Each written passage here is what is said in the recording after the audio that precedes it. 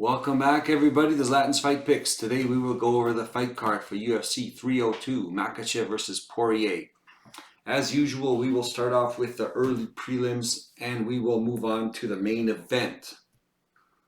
So we're getting this video out on Sunday again, so that's fantastic. I had an extra week to catch up on all the tape and everything else, and yeah, I think I was even ready to go, 2 days ago. But just waiting for the right time to do it. Nevertheless, let's start.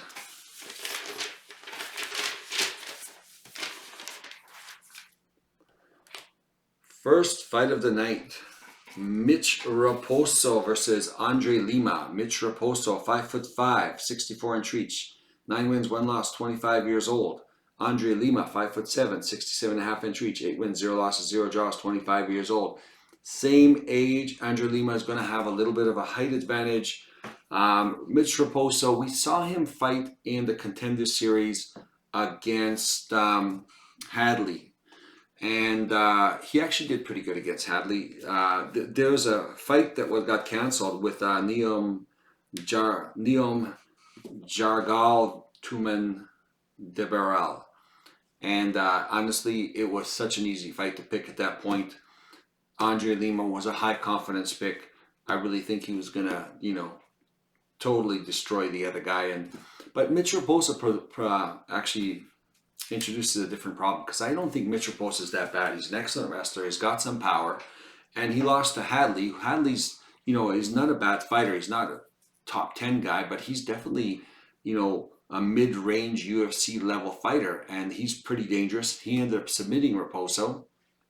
And he ended up winning the first round. I think he submitted him in the second round. But Mitch Raposo was doing pretty good. I think he was, taking a lot of shots from Hadley. We know Hadley's got some power. And he was able to eat those. He returned some. He went to the wrestling. He took Hadley down quite a few times. So, this guy's, I think he's UFC level.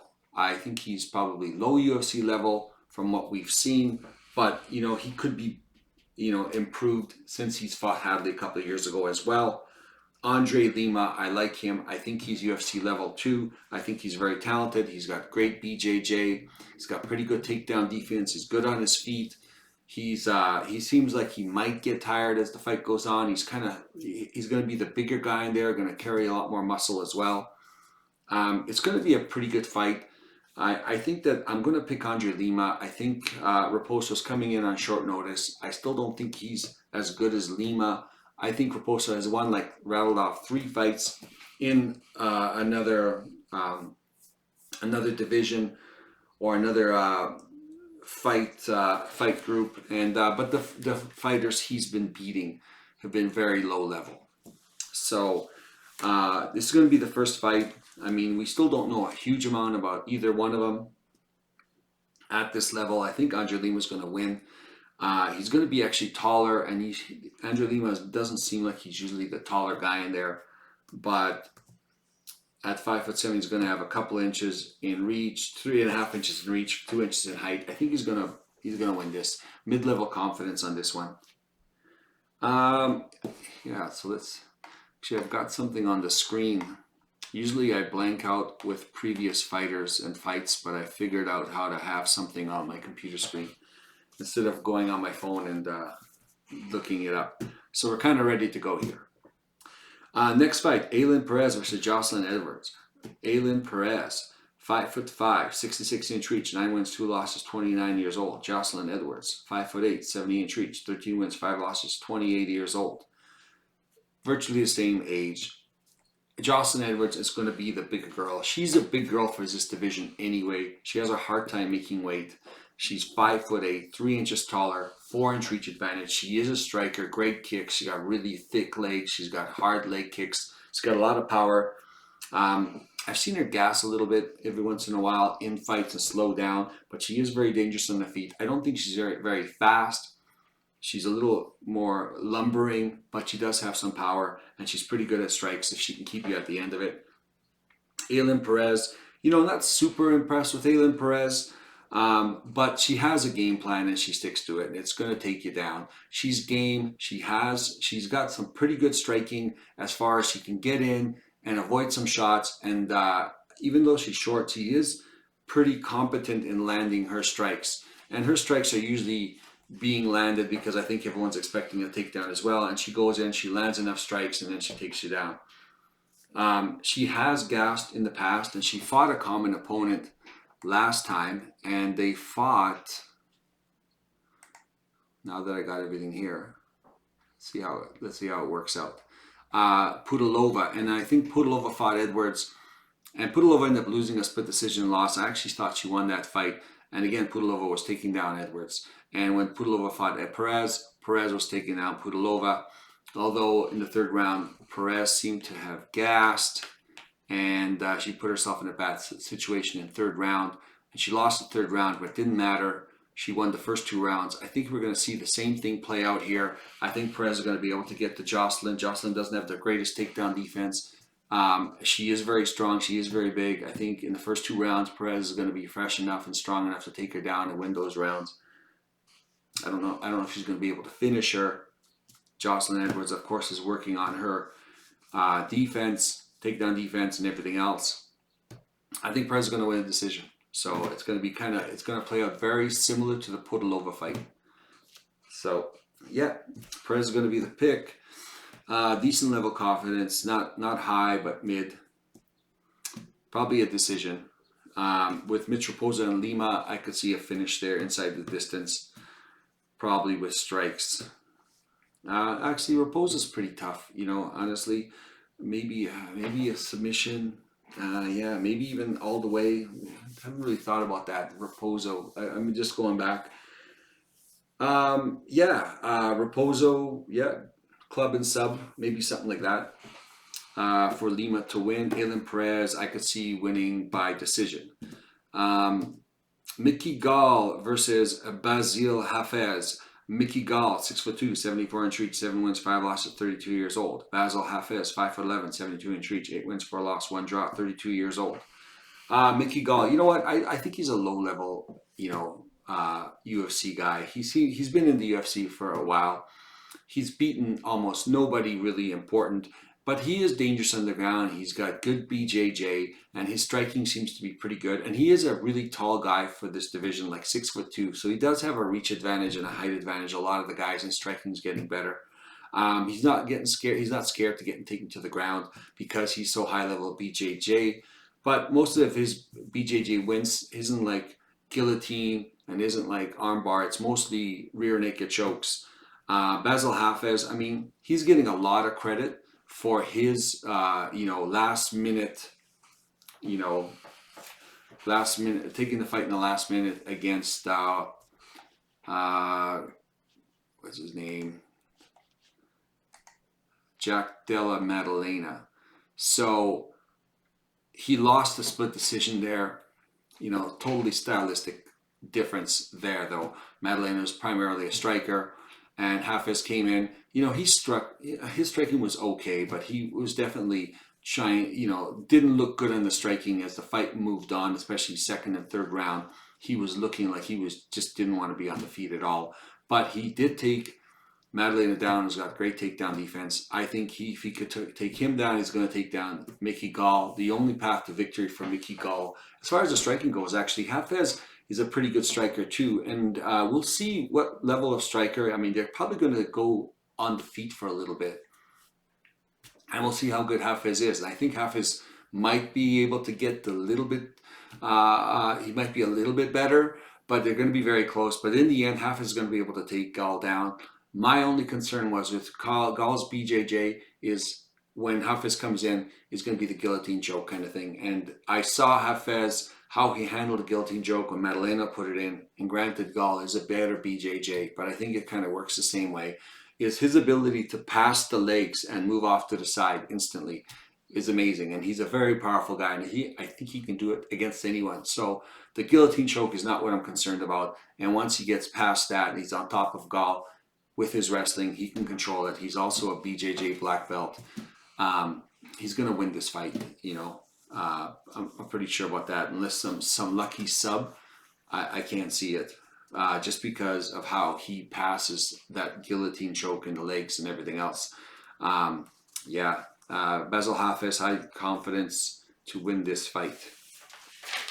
Moving on to those are the early prelims. Moving on to the prelims. Nico Price versus Alex Morono. Nico Price, 6 feet tall, 76-inch reach, 15 wins, 7 losses, 34 years old. Alex Morono, 5'11", 72-inch reach, 24 wins, 9 losses, 33 years old. Here's the thing with Nico Price. He could be on his, well, I don't see him on his way out. His chin is slowly deteriorating. The last time he fought against, well, good, I got this right here. So, who did he fight against? He fought against retirement fight against Lawler. And Robbie Lawler has got a lot of power. And in this fight, Nico Price went right after him like he does because he's a dog. He just goes after people. He doesn't care what's coming at him. He's going to try to hit you as hard as he can. And he got caught within the first 10, 15 seconds. And he got knocked out with a pretty good shot. And now everyone's saying, okay, well, you know, he's chinny. I don't think he's chinny. I think his chin is totally deteriorating. I still think he's the same level fighter. He just doesn't seem to have really evolved much. So he's as good as he was before, but his chin is slowly deteriorating. But nevertheless, he's dangerous. He throws big power shots. He goes in there and he's not scared to exchange and to take a shot, to give a shot. He's got a 76-inch reach. He's 4-inch reach advantage over Morono. Now, Alex Morono, I've been betting a lot on him. I think I bet on him in the last 3 fights. I think he won 2 out of the 3. Really good striker. Very light on his feet, kind of jumps on the top of his toes, goes in and out, strikes pretty quick, decent. I don't know if he's got very much power, but he's very accurate with his punches, and they're very quick, and he moves in and out. He is chinny. Now, I've always worried about Alex Morono. I'm Alex Morono against guys that can really hit because he gets affected by power punchers. And if power punches lands on him, he has a hard time recovering. He can get knocked out. And this is all my concerns about Alex Morono. They fought once already. Alex Morono fought Nico Price a few years ago. I think he knocked him down once or twice. And I remember in the second round, Nico Price just went out there and said, you know, F this kind of thing. Like, I'm just going to go after him. And just started swinging and got Morono to the fence. And they were just swinging bombs. And Nico Price ended up knocking him out. So I think the fight plan for Nico Price is simple. You're not going to be able to outstrike Alex Morono from distance. He's going to be faster than you. But you can outpower this guy, and if you land on him, you can knock him out. So the game plan is there. Now, whether he's going to be able to execute it is a different story because Alex Morono knows this as well. He's going to try to stay at distance. And if he stays at distance and he doesn't get clipped, he's going to win this fight by decision. This is a really low-level confidence pick. I'm going to go with Nico Price. I think he got to him the first time. I think he has the game plan. He realizes there's no point in dancing around with Alex Morono. You got to go for it. You got to swing some bombs and get in the pocket and start exchanging with Alex Morono. He cannot take your power. That's a fact. So I'm going to go with Nico Price. He's a huge underdog. I'm going to go with him anyway. Yeah, very low level confidence just because Nico Price has to knock out Alex Morono. He's not going to win this any other way. Alex Morono is going to win this by just dancing on the outside and outpointing Nico Price. So if Nico Price's chin is still able to hold up long enough for him to land on Morono, he could still win this. So Nico Price going to be the pick, low level confidence. Next fight, Phil Rowe versus Jake Matthews. Phil Rowe, 6'3", 80.5-inch reach, 10 wins, 4 losses, 33 years old. Jake Matthews, 5'11", 73-inch reach, 19 wins, 7 losses, 29 years old.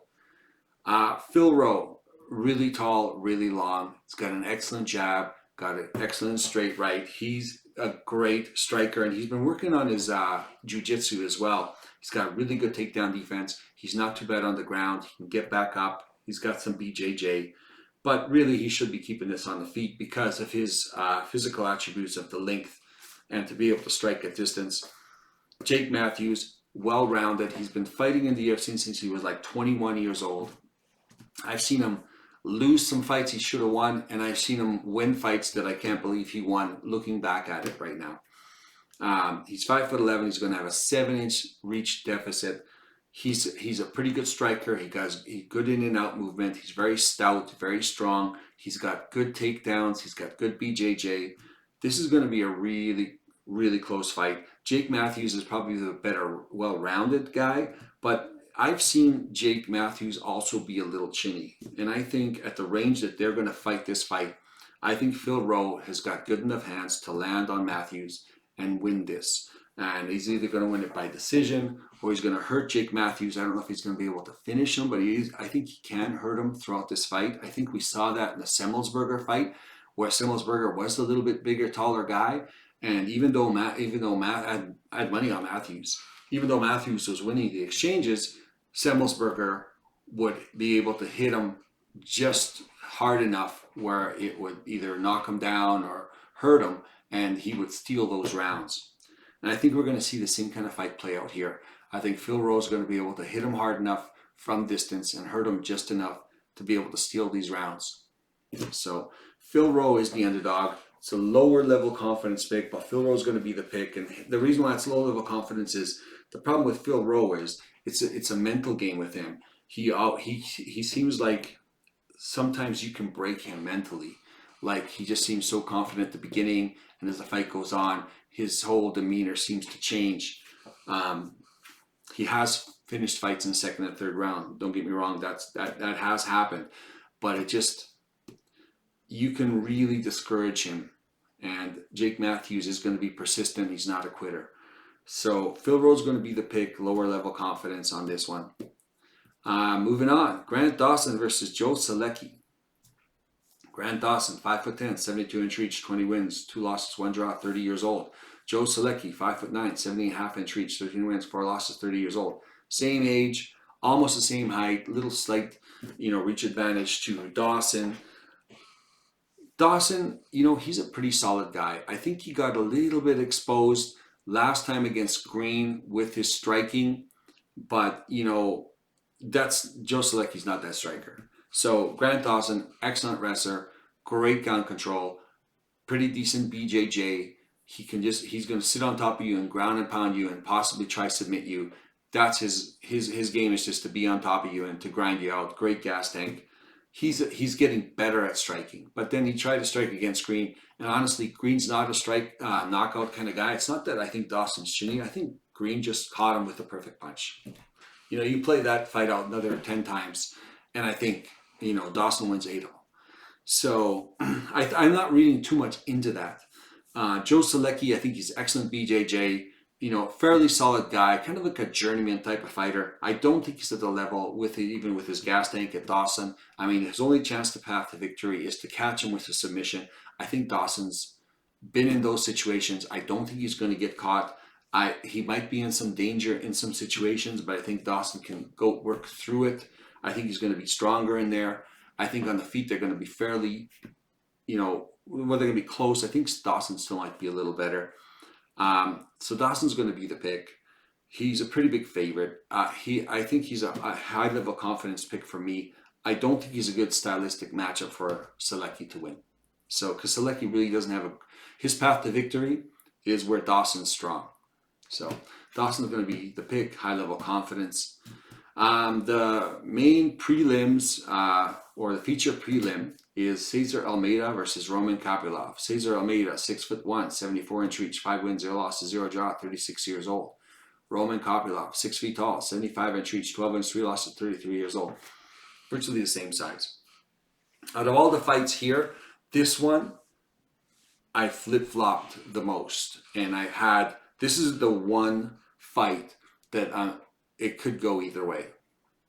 We don't see a lot from Cesar Almeida, but I really like the way he fights. He's 36 years old. I don't think he's over the hill yet, but he only has a little bit of time to really make an impact here in the UFC, since he used to be a kickboxer, decorated kickboxer, really good kickboxer. So he's worked on his takedown defense because everyone's going to try to take him down. He's got a good get-up game even when he's on his back. He's good. He's good enough to fight his way up. He fought against a pretty good wrestler last time. And he kept getting back up, and he ended up winning because of all the damaging shots he took. He gave out. He wasn't able to finish him. But Almeida does have some power. He can take people out. He's got good strikes. He does take a lot of strikes himself, but I think he's used to a lot of kickboxing where the bigger gloves. And I mean, it's almost like, you know, and he fought this guy. He fought, what's his name? The light heavyweight champ. What's his name? Perez. So they fought. I think he beat him once and lost twice. But he kind of fights like him. He takes a lot of punches, and I think they're just used to with that Muay Thai style, the kickboxing style with the bigger gloves, and they do take a lot of strikes. It seems like he can take a lot of strikes, but with the small gloves, it is dangerous. He hasn't met the right guy maybe to take him out, or he's as tough as Pereira, and it's hard to knock this guy out. Nevertheless, I really like the way he fights. He's going to be, I think, the more powerful guy in here. But with Roman Kopylov, this guy is fast. Now, he's a good kickboxer. He's also a master in Sambo, or he's a Sambo fighter. So he knows how to fight on the ground, take people to the ground. So he does have something there that I think Almeida lacks. Almeida's not good on the ground as far as attack. He's good. He's been training on his defense. Roman Kopylov, I think, he's an excellent kickboxer. He's very fast, going in and out. Sometimes stays in the pocket a little too long, kind of like Almeida. But he is going to be quicker to go in and to go out and to strike. And Cesar Almeida is the kind of guy that's going to counter you. It's going to be a little slower, but I think Almeida is going to be the more powerful guy. Kopylov's going to be the faster guy. I think he's going to be throwing out kicks and throwing out punches and jabs and everything else a lot faster. Almeida seems like he could take a lot of it, but these are smaller gloves, so where he's used to being struck with thicker gloves in a kickboxing match, these are going to be a little more impactful. Kopylov does have a path to victory as far as his Sambo. He could grind him up against the fence and take him down and possibly control him and win these rounds. Almeida, I think, is going to be the more powerful guy in there with his strikes. So it's going to be, this is going to be like a 50-50 fight. So I'm going to make a pick, but this is totally a 50-50 fight. We haven't seen a lot from Almeida, so we don't know a lot about Almeida. We've seen a decent amount from Kopylov, but not super high level guys, except for the guy he lost to, which is Fluffy Hernandez. And we've seen him get hurt because he fought Ribeiro and he was dominating Ribeiro, and Ribeiro ended up landing on him really hard and hurting him, and ended up winning that first round before Kopylov went out in the second round. Ribeiro slowed down and Kopylov head kicked him and knocked him out. So we've seen Kopylov get hurt against guys with a lot of power. Almeida could be that guy. And even if he can't KO him, he could win these rounds. This is where it gets 50-50. And can Kopylov catch Almeida? And you would like to think, yeah, but Almeida is a decorated kickboxer. And, you know, as far as kicking him to the head, knocking him out might be a little more difficult. So I'm going to go with Almeida, even though I'm a big fan of Kopylov. I'm a fan of Almeida as well, but, you know, been a longer fan for Kopylov. Going to go with Almeida. Least level confidence. This fight can go either way. Moving on. Main event. Main card. Sorry. Randy Brown versus Eliseo Zaleski dos Santos. Randy Brown, 6'3", 78-inch reach, 18 wins, 5 losses, 33 years old. Eliseo Zaleski, 5'11", 73-inch reach, 24 wins, 7 losses, 1 draw, 37 years old. Randy Brown is the favorite, 6'3", 78-inch reach, 5-inch reach advantage, 4-inch height advantage. Everyone's picking Randy Brown, and there's a reason why. Randy Brown's a pretty decent striker. He knows how to utilize his length from distance. He can, you know, he hits you from further out than you're expecting to get hit. He's got really long legs. He doesn't have a huge body. He's got really long arms, really long legs. He's a really hard guy to fight. He's fairly strong and lanky. He is a little chinny. And I have to say that he can get hurt to the body, can get hurt to the head if you can land on him. But he's always so long and so hard to reach, and he's pretty quick. You have to be fast enough to get to him because he is very quick. And lots of guys who do hit him, he's usually able to lift up his hand or cover up and, you know, deflect some of the punches. But the guys he hasn't been able to be faster than and land with power can KO him. But he's a real point style of fighter, and if he gets the knockout or whatever, he'll get it. And he has now some submissions, and of course he's got those long, lanky arms for the chokes and stuff. Eliseo Zaleski dos Santos, I actually bet against him against Fakhretdinov, and Fakhretdinov was just kind of taking it to him, and he was going to obviously win the decision. But I was kind of worried through the whole fight because Zaleski wasn't going away. And even though Fakhretdinov is a really powerful wrestler, as we've seen him dominate other guys, he wasn't able to do that with Zaleski. Zaleski was able to get back up, really good takedown defense, good get-up game. He's obviously a good jiu-jitsu specialist. I thought he did really well against Fakhretdinov. And then, of course, he finally got to Fakhretdinov. And Fakhretdinov is a really tough guy because Zaleski was landing a lot of kicks and a lot of punches as well on him, and he was just eating them. Now, these are the same kind of kick and same kind of punches I don't think Brown's going to eat as well. But Brown does have a little bit more reach and a little more kick advantage, so it's going to be harder for Zaleski to get in close to him. And it was a draw against Fakhretdinov. But having said that, everyone's picking Randy Brown. Obviously, I'm not going to pick Randy Brown. He's just going to stay out on the outside, be the point fighter. Zaleski's going to have a difficult time getting in there, but I think he can get in there at some point. And the few times Zaleski's going to land, it's going to hurt Brown because Zaleski does have some power. And you don't have to hurt Brown very much to start changing the whole game plan. I'm not saying he's a quitter. I'm saying is he can steal these rounds, one knockdown at a time kind of thing, right? Zaleski, he's getting a little older. He showed last time that he's not to be taken lightly. He's going to have a disadvantage. He is the underdog. But I think it's time for Randy Brown to get, put in check. I don't think he's that good. I think he's a good fighter. I don't think he's, how can I put it? I don't think his chin is at the level where he's going to be a really higher level guy. I think he's about where he's going to be. Any higher, these guys can absorb a lot of punishment. And I don't think his chin is that good. I think Zaleski's very tough. I think Zaleski might get caught. But Zaleski also eventually will catch Brown. A lot of people are picking Brown. I could see how Brown can win. If Brown doesn't get caught, he's going to outpoint Zaleski. That's simple as that. He's going to outpoint Zaleski. And maybe deep down inside, I hate that style of fighting. And I hope Zaleski knocks him out. So, unfortunately, the size difference is huge. It's a low-level confidence pick. I think Zaleski's going to pull off the upset here. I like the way he looked in the last fight. Now there's this is no more USADA, and I think Zaleski's going to come in at 37 looking like a beast.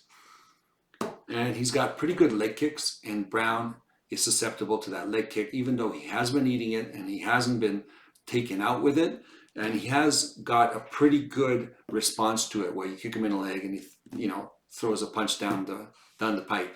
So Zaleski is pretty good. He's got pretty good kicks. I think he can really hurt him to the body as well, which is something that a lot of people are always going headhunting. I think Zaleski's kicks to the body are hugely underrated. I think that's what's going to happen. I think Zaleski's going to end up at least knocking down, if not KOing, Brown with a kick to the body. Moving on. Jailton Almeida versus Alexander Romanov. Jailton Almeida, 6'3", 79-inch reach, 20 wins, 3 losses, 32 years old. Alex Romanov, 6'2", 75-inch reach, 17 wins, 2 losses, 33 years old. Almost the same height. Well, Jailton Almeida is going to be an inch taller, 4-inch reach advantage. I think when they're going to be on striking, Almeida's got to be careful because this guy's really huge. he's not a great striker. He's the kind of guy that wants to get on top of you and lie on top of you and just bully you into like some kind of submission. And if Almeida's not careful, if this guy gets on top of him, he could just lie on top of him and just try grab an arm and, you know, twist it. But Almeida is a good BJJ guy, but still, when you have somebody that big just on top of you, I mean, it's going to be hard to resist such a big person on top of you. So I can't bet on Romanov. Not after, like, I know he's going to gas out. You know, no matter what he looks like, I don't think he's that good. I think he's pretty tough, but I don't know. He just doesn't have it in him. I think Volkov kind of exposed him last time, is if he can't take you down and you can't do this and you can't do that, you can end up doing whatever you want to him as well. So Almeida's too good, too athletic, too long with his strikes. He's got great takedowns. He lost against Blades. And, you know, Blades is the best wrestler in the game. And Blades was losing that fight until he caught him with a punch. So I can give him a pass for that. That happens. I mean, that's what happened to Blades. Blades fought Lewis, and Lewis caught him with a punch. And there was no doubt if Blades got Lewis to the ground, he could probably control him. So, yeah, and I just can't bet on Romanov. Even though he's big, he's going to be able to bully a lot of guys in the ground because he's a good wrestler. I don't think he's going to be able to bully Almeida. I think Almeida's got good BJJ. It's going to be hard to keep on the ground. Yeah, I just can't see this happening. So high-level confidence pick. Almeida should be able to win this. I don't know if he's going to be able to take out Romanov. Jailton Almeida has shown that these really super big guys that are decent on the ground, he can't necessarily take out. They're almost too big, kind of like Lewis. But he could definitely control him, take him down, and win this fight. We'll see if Romanov gasses to the point where he might be able to get taken out. But I'm thinking it's going to be a decision. Moving on to the third last fight. Kevin Holland versus Mikhail Oleksiejczuk.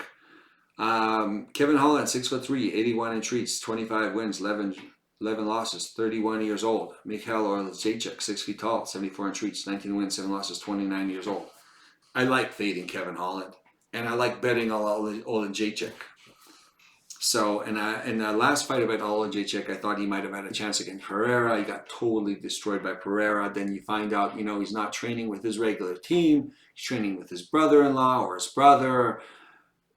He just didn't look like the same guy. He's a tough guy, great boxer, can take a lot of damage, and he keeps coming forward, puts a lot of pressure on you, and eventually he lands and he can hurt you. He's got good takedown defense, but when he gets taken to the ground, he doesn't have a lot of answers when he's on his back. And that's the problem with him, is his answers when he gets on his back, especially if it's going to be a bigger guy. Kevin Holland, terrible fight IQ. This is the problem with him, is everyone knows what he should do, and he probably is told what he should do, but he just doesn't do it. He is moving back to middleweight. I think Mikhail is a small middleweight. I think Kevin Holland is a light middleweight. I don't think he's strong. I don't think he's going to be the strongest middleweight. He's long and lanky. He's better at welterweight as far as his strength, but I think he's going to be faster for the guys at middleweight. Oleksiejczuk is one of those guys. He's faster for the guys at middleweight. He's very undersized for middleweight, and so is Kevin Holland. I think Kevin Holland's going to be longer, lankier. He's going to have a huge reach advantage on the feet. He's going to be able to hurt Oleksiejczuk. Oleksiejczuk is going to keep coming after him. He's not going to give up. He's going to get close to Kevin Holland, but I don't know if that's going to be an advantage. I think Kevin Holland can end up taking down Oleksiejczuk. I think Kevin Holland's best path to victory is taking him down and submitting Oleksiejczuk, because he's proven that he can be submitted by a good BJJ guy on the ground, if he can be controlled on the ground. So Kevin Holland's going to be the pick, even though I like bashing this guy. I think he's going to win this. Mikhail Oleksiejczuk doesn't look like he's as 2 fights ago he looked better. Last fight, I don't know. I question his training, and I don't know if he's still at a good gym or went back to a good gym. to have. He's very one-dimensional, even though he has worked on his takedown defense. He's very one-dimensional. He's a boxer. Doesn't throw a lot of kicks. I think Kevin Holland is good gas tank. They both got a good gas tank. I think Kevin Holland's going to be the play here. A high level confidence. But, you know, stranger things have happened with Kevin Holland, right? Moving on to the co-main event. Sean Strickland versus Paulo Costa. Sean Strickland, 6'1", 76-inch reach, 28 wins, 6 losses, 33 years old. Paulo Costa, 6'1", 72-inch reach, 14 wins, 3 losses, 33 years old. Same age, same height. Strickland's going to have the reach advantage, which is going to be great because he fights with his hands, he blocks with his hands, he has a good jab. He does a lot of work with his hands. Like his entire offense and defense are with these two things right here. So Paulo Costa's got a lot of power. You know what? Even though people say like, oh, he might gas this and that, but no matter what, how gassed he looks, he's always dangerous through the whole fight. His only path to victory is knocking out Strickland. Strickland's going to keep putting a lot of pressure on him. He might even lose the first round with Paulo Costa coming out, but eventually he's going to put a lot of pressure on him, going to land a lot of jabs, land a lot of strikes, and Paulo Costa is going to be waiting to land the power strikes, and I think in the end, Strickland's just going to outland him and outpoint Paulo Costa. I don't think this is going to play out very many different ways. It's not going to the ground. It's going to be on the feet. Paulo Costa is going to come out like gangbusters, throwing haymakers at Sean Strickland, and if he doesn't catch him to KO him in the first round, Strickland's going to slowly start to creep up and take over in the second round and the third round and win this by decision because he's just going to keep throwing and throwing and throwing. And Paulo Costa doesn't have a lot of volume. He has a lot of power. He throws a lot of power punches. And Strickland's got a pretty good defense. Now, apart from him getting caught, which can happen, right? It happened with Pereira. But I just don't think this is going to happen with Paulo Costa. I don't think Paulo Costa is any better than he was before. And Strickland's, you know, we've already seen Strickland. I don't think he's any worse than he was before. But he was the champ. Yeah, I'm going to go with Strickland. You know, decent level, pretty confident. Not the highest level, but decent level confidence that he should be able to beat Paulo Costa in a decision. I can't see him knocking out Costa. The only way there's going to be a KO is if Costa knocks out Strickland. And yeah, generally I think Strickland has shown pretty good defense. Moving on to the main events. There's Islam Makhachev versus Dustin Poirier. Islam Makhachev, 5'10", 70.5-inch reach, 25 wins, 1 loss, 32 years old. Dustin Poirier, 5'9", 72-inch reach, 30 wins, 8 losses, 35 years old. Dustin Poirier, you know, he's been through a lot of wars. He still looks pretty good, 35 years old. He's coming to the tail end of his career. Islam Makhachev is in his prime. Islam Makhachev got 1 loss, and that loss happened to be from a guy who's not that great, but he was pretty good. And he got KO'd. He stood on the feet too long, got tagged. So this guy can get knocked out. Poirier's got a lot of KOs on this victory. A lot of people are saying Poirier could knock him out. This is always a possibility. Islam Makhachev is a huge favorite. He is one of the best, if not the best, or one of the best lightweights in the world. You know, you saw how good he was against Volkanovski. Volkanovski is one of the best fighters of all time. So he moved up. He fought him to a close fight in the first fight. He could have even possibly gotten the nod based on the third round. And Islam Makhachev came back. He knocked him out the second time. It wasn't the same Volkanovski. Took a fight last minute. So, and Islam Makhachev showed a lot of holes in his games and showed that, you know what, if you're a really good wrestler and have really good defense, he'll have a hard time, you know, taking you down and holding you down, and he'll actually wear out as the fight goes on. So he has shown some hole in his game. He has gotten hit if you could stand with him long enough. But also Islam Makhachev is a really good striker. And he's got good kicks. And yeah, and Dustin Poirier is a really good striker too. He has been taken down. I mean, we go back to when he fought Nurmagomedov. And he ended up losing that fight. And I just don't know if Islam fights exactly that high pressure wrestling style. He kind of stands, and I think it plays in the advantage to Poirier because Poirier will have a chance to stand with Makhachev. I don't think Makhachev is going to shoot right away. I think he's going to stand with him. I think Poirier's got pretty good Guillotines has got to be very careful with that. Although Makhachev does seem like he can get out of pretty much anything, but you know, Poirier can use that to sweep and to get up and everything else. But I think that Poirier does have a puncher's chance here to end up to beat Makhachev. Makhachev is definitely the better fighter. And he's there's a reason why he's that favorite. I don't know if he should be that big of a favorite, like minus 575. Actually, I saw minus 600 on some. I got the board. The board's a few days old, and it's actually gone up since then. So Islam Makhachev should be able to win this fight. He should be able to take down Poirier. Should be able to avoid the guillotine and ground and pound him. Dustin Poirier does have a chance to either guillotine this guy or knock him out. And Poirier's not going to win a decision. If it's going down to a decision, I don't think Poirier is winning this fight. I think Poirier needs to finish Makhachev. It's a tall order. I'm going to pick Islam Makhachev. High degree of confidence. But here's the thing. Whenever I have this super high degree of confidence, and you'll see where they are on the board, you'll see that it's like my highest degree of confidence jinx. Those guys seem to lose. I don't know why. At a high clip. So be very careful with this fight. Islam's the odds are too crazy. I wouldn't bet on him. I do have some parlays, but I don't even have Islam in it because it just the odds are too. It doesn't really help you. So I actually have a few bets on Dustin Poirier because the odds are so good. So there you go. So even though Islam Makhachev is the pick, right? But let's go to the board.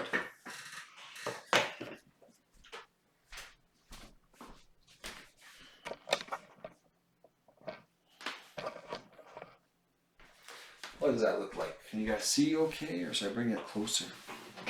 I could bring it closer too. How does that look? Better? All right. All right.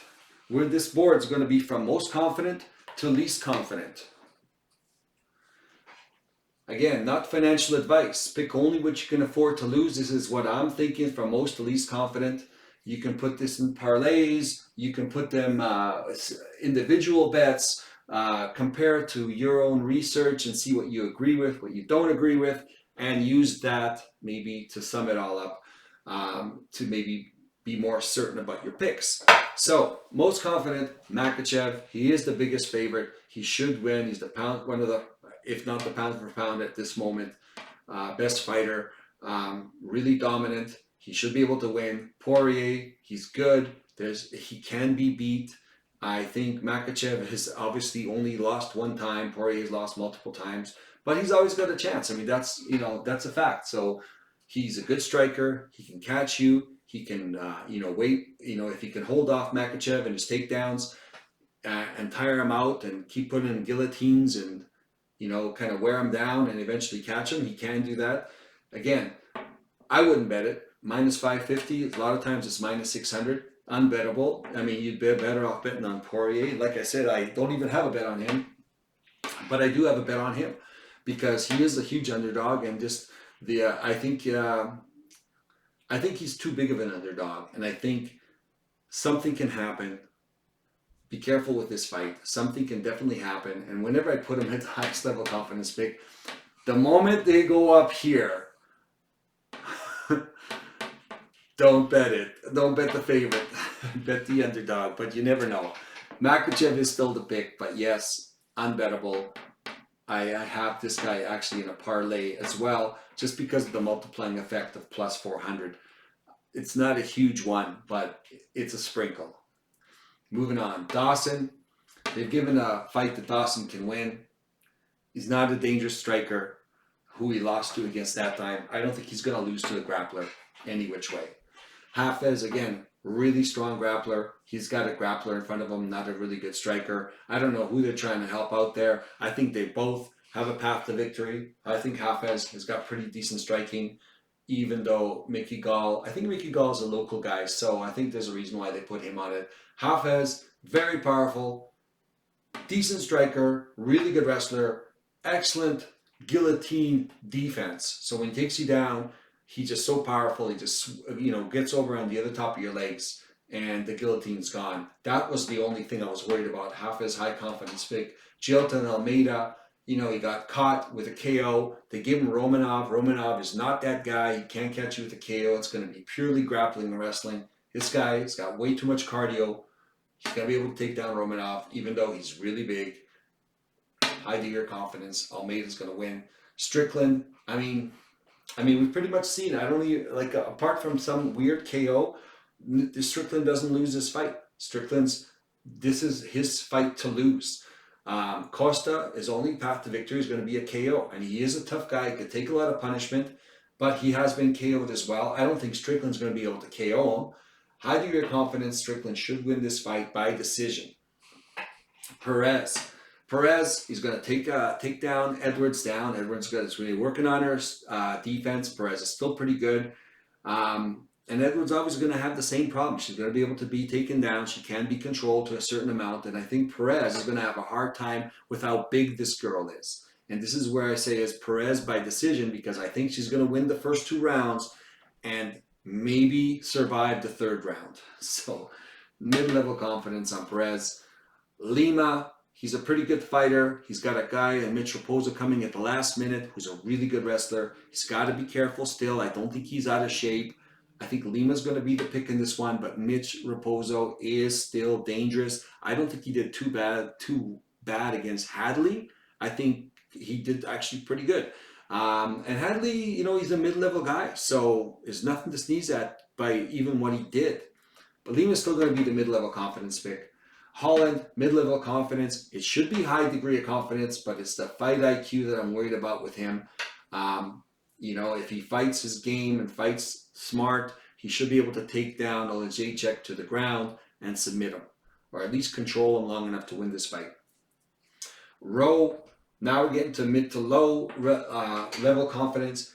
You know, Matthews, I bet on Matthews quite a few times. He's kind of really let me down. He's a little chinny. I think Rowe's going to be able to catch him at the end of his punches from distance and steal these rounds. I don't think he's going to be able to take him out, but I think he's going to steal these rounds with his accurate striking from distance.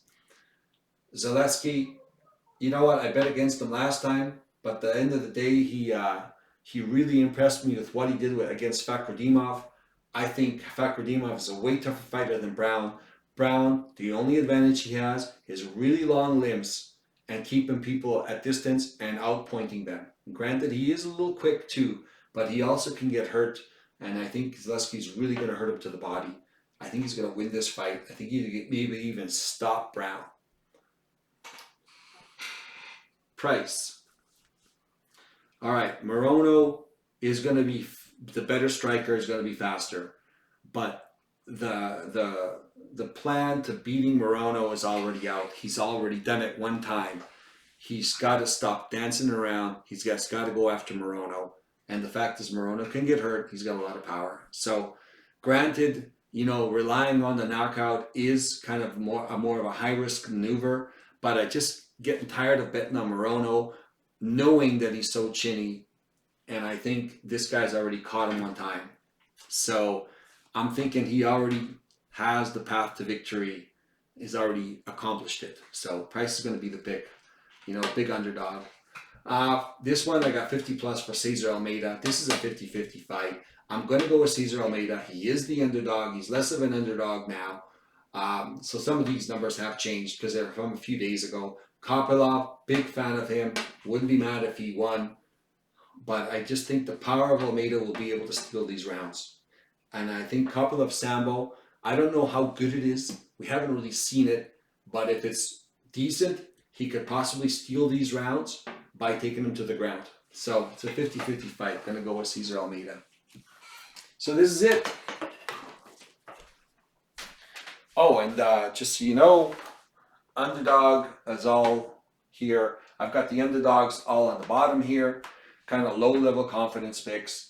Underdog. This is an underdog that I will play, but it's kind of a wild card. But yeah, all these guys are heavy favorites for a reason. And underdog. So how many underdogs? 1, 2, 3, 4. There's 4 underdogs out of the 12 cards. So that's you know, that's about right.